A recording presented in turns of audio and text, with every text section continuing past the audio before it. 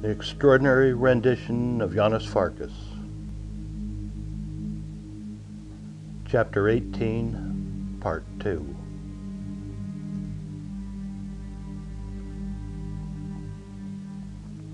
Janos forced his heavy head up, his eyes locked onto Colonel Abbas's. There was not fear in them, or pain, or acquiescence, or defiance, or anger.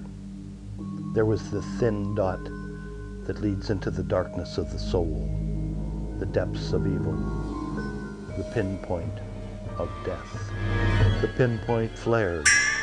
Janos was back in Dubaj.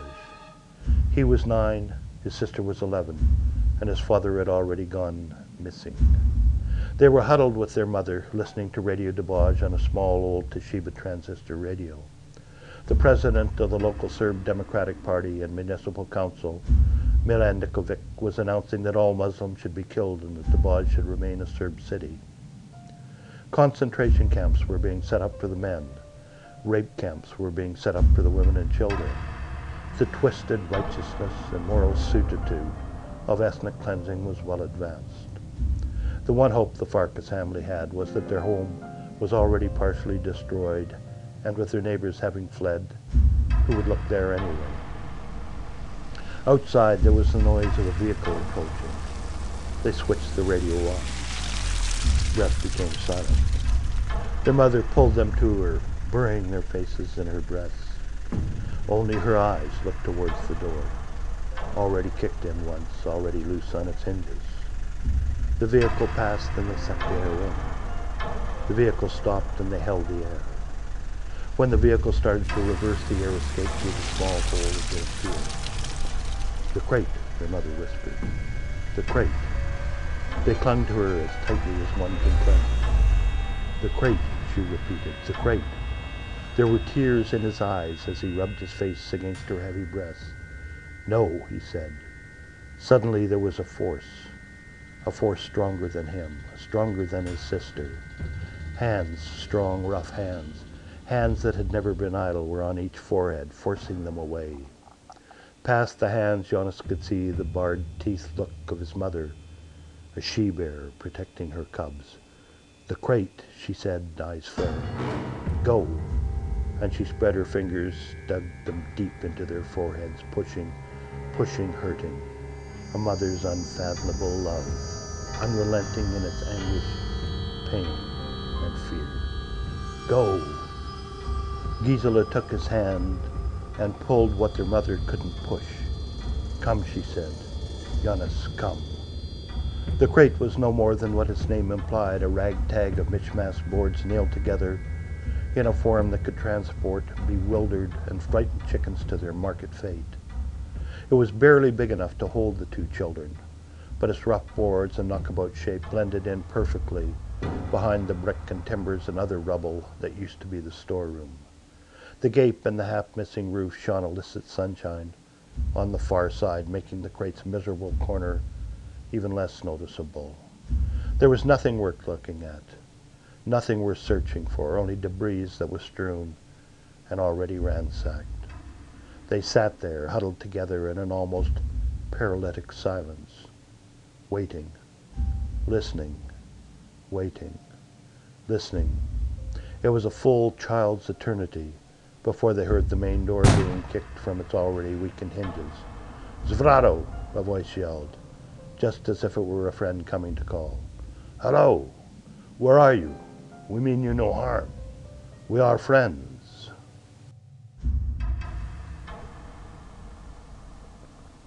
They waited as long as children can wait, and then Gisela put her finger to her lips, "Shh, Tim," and started to shift her body toward the crate's opening. Janos shifted with her. "No," she mouthed. But when she shifted again, Janos moved with her. She turned to him and mouthed, "No, wait here." She had nearly squirmed her way out of the crate before Janos started to move the next time. Turning, she put her hand on his forehead and pushed, fingers digging, hurting, biting. The she-bearer of the mother had become the she-bearer of the daughter. What had been an interminable weight when they were together now became an unbearable weight on his own. He heard the small moves of his sister, small moves that made tiny noises that could not be helped. Then a scream, but it was not loud and not a scream of terror, but of angst and anguish. Janos's eyes widened. His breath stopped. Sounds became momentous. He eased towards the crate's opening. He looked out, started out, and then stopped short. His sister was back in the room, hurrying towards him. "Get back," she mouthed, "get back. They're coming again." Janos heard the vehicle approaching. By the time they were both back in the crate, the vehicle had stopped. Footsteps. "Zrado!" a voice yelled. It was the voice with a coarse, unpleasant laugh. "Zrado! Hello!" Time hung like thin mist in the air, ever present and unmoving. Janos looked at his sister. There was blood on her hands. Gisela saw the look in his eyes and tried to hide them. It was then that Janos knew the blood was from the body of his mother. The footsteps entered the house. They came to the door of the crate's room. "Zrado!" the voice yelled once more. It was as loud as an inferno. "Zrado!" Their fear was beyond reason, beyond reaction. Two small objects frozen in a crate waiting to be opened at some future time. And then the footsteps left the crate's room, the main room, the house. The hinges creaked as the door banged shut. An engine started and the vehicle drove off. Breath came back to the crate. Gisela looked at Janos. Her eyes were swollen and rimmed red. There was blood from where she had rubbed them with her knuckles to quell the tears.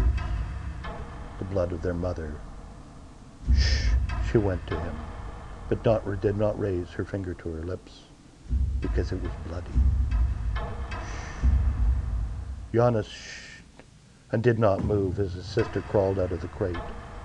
He watched her legs leave, her feet leave. All of her. There was quiet. Then the quiet sounds of the moving in the next room. Bang! The door was kicked open. The force could be felt in the crate. "Ah, there you are," the coarse voice yelled. "I knew you were here."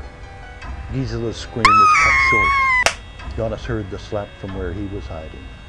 He shuddered. "Don't," his sister yelled. "Please." There was the sound of cloth ripping. Movement. "Don't." The last "don't" muffled in tears.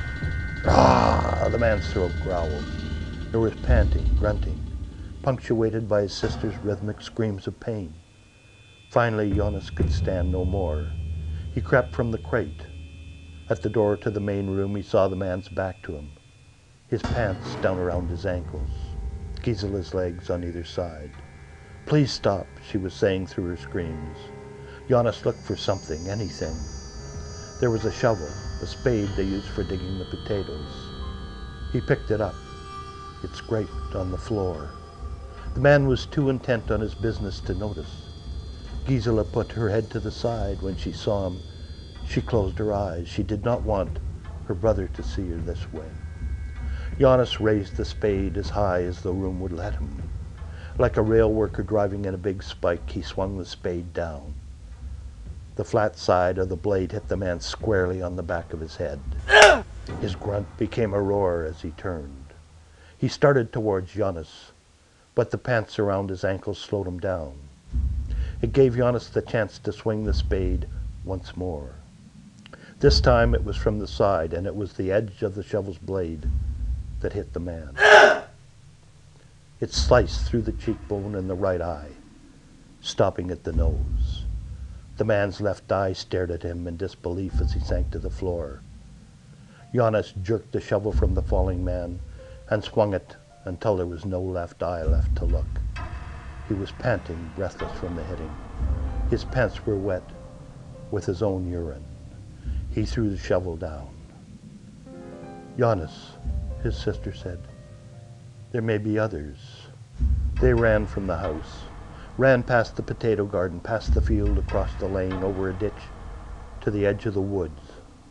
There they hid in the spot that only children could find, only children would think about. It was the dark of the night before they left there and made their way back to their house. That night, they used a killing spade to bury their mother in the potato garden, throwing rocks on her body to stop the marauding dogs, once loved, now abandoned, who had formed hungry packs. They filled a bag with a few clothes, some pictures, and a bit of food and set off in the night.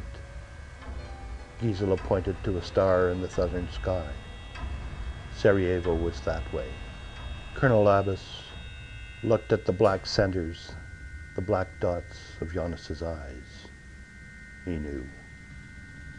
"This kind of work makes me hungry," he said as he slid his chair back and stood up. "We'll take a break, and then we'll work on the back of your legs. We'll save your face for later." That's the end of chapter 18. Tomorrow, chapter 19.